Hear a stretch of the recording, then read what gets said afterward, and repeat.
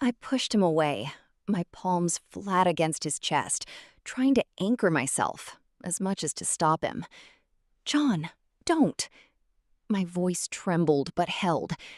This isn't right. You know it's not. Think about what you're doing. This isn't you.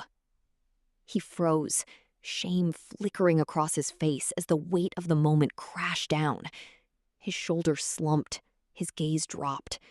He raked a hand through his hair, muttering an apology that barely held together. I'm sorry, Amy. I shouldn't have done that.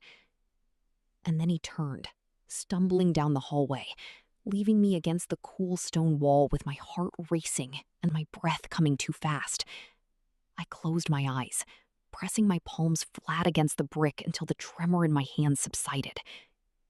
When I opened them again, my breath caught. At the top of the stairs, framed in the dim light of the bar above, stood Mike. His expression was unreadable, his eyes shadowed, but the tension rolling off him reached me even from that distance. How long had he been there? How much had he seen?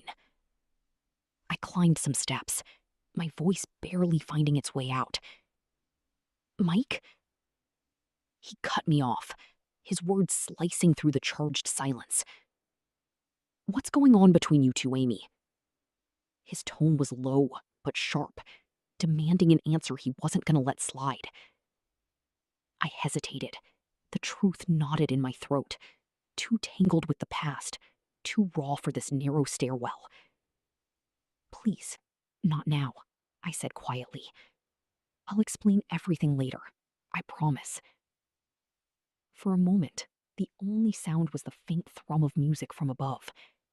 Then, he exhaled slowly, a muscle ticking in his jaw. Fine.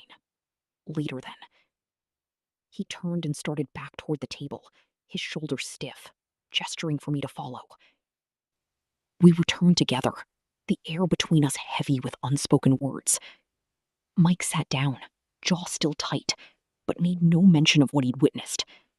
Across the room, John reappeared looking steadier, though the shadows hadn't left his eyes. He glanced at me briefly, then told his fiancée in a clipped voice that it was time to leave. She gathered her things, confusion flickering across her face, and followed him out, casting one last curious look over her shoulder. The night moved on, but the air at the table stayed charged. Mike eventually rose and crossed to a corner where a few men played poker, slipping back into his usual composure. To anyone else he looked calm, maybe even bored, but I knew him well enough to sense the tension still humming beneath the surface,